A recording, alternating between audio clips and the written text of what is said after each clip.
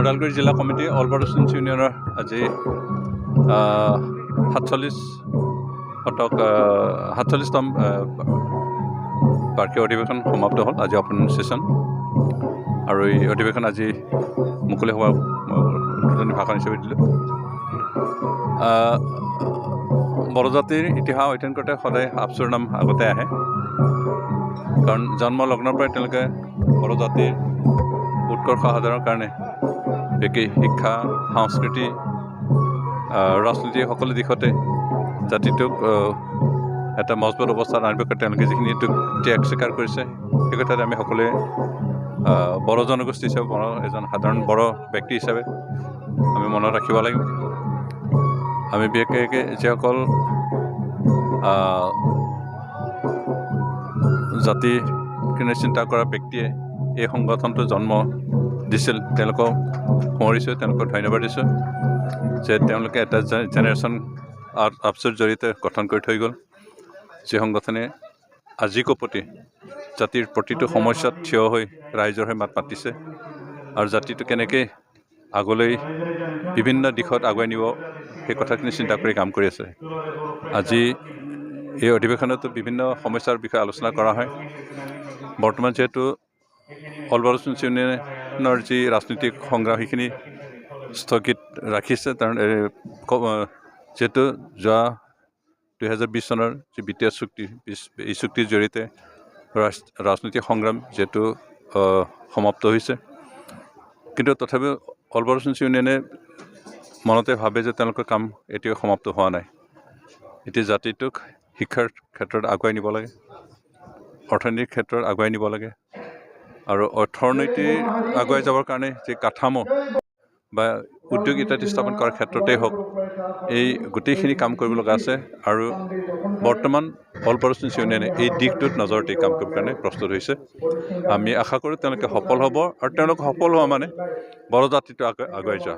আমি ABSUৰ সদায় উজ্জ্বল ভৱিষ্যত কামনা কৰোঁ, তেওঁলোক সফল হওক সেইটো আমি বিচাৰোঁ। 6 জনগোষ্ঠীক জনজাতিকৰণৰ যি দাবী, ইয়াৰ ক্ষেত্ৰত সিদ্ধান্ত লোৱাৰ দায়িত্ব কেন্দ্ৰ চৰকাৰৰ। ইয়াত ৰাজ্য চৰকাৰৰ আচলতে কৰিব লগা একো নাই, কাৰণ কোন জনগোষ্ঠীক জনজাতি দিব লাগে, কোন জনগোষ্ঠীক দিব নালাগে, সেই গোটেই সিদ্ধান্ত লয় কেন্দ্ৰ চৰকাৰে। ৰাজ্য চৰকাৰৰ পৰা আমাৰ জাষ্ট এইটোৱে যে কেন্দ্ৰ চৰকাৰে যি সিদ্ধান্ত লয় তাত আমাৰ একো আপত্তি নাই, সেইখিনিহে মতামত দিব পাৰে। আৰু সেইখিনি মতামত অসম চৰকাৰে দি আহিছে, হয়তো আগতেও দিব।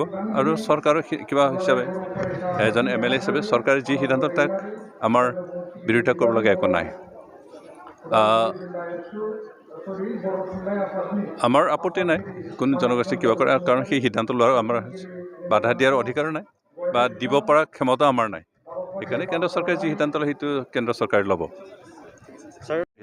অমিক্ৰণ ইয়াৰ বিস্তাৰ ভাৰততো হৈছে, আৰু বিশেষকৈ ভাৰতৰ অন্যান্য ষ্টেটত যথেষ্ট ইয়াৰ সংক্ৰমণ হৈছে।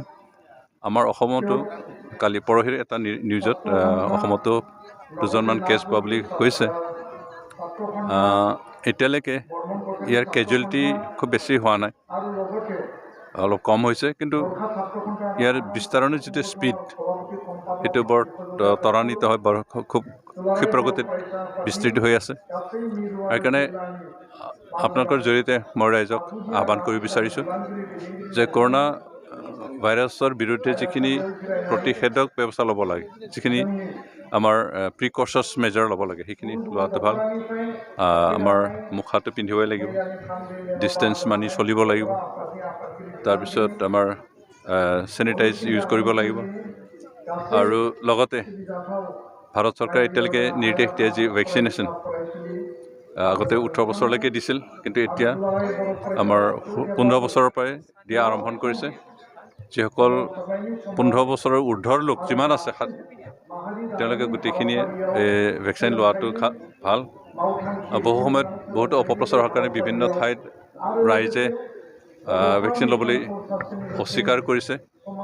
বিশেষকৈ আমাৰ বড়ো অঞ্চলতে, আমাৰ ওদালগুৰি অঞ্চলতে বহুত গাঁৱত ৰাইজে কিবা কৰা নাই, ৰেচপন্স কৰা নাই, আৰু সেইটো ভুল হৈছে। তেনেকুৱা কৰিব নালাগে।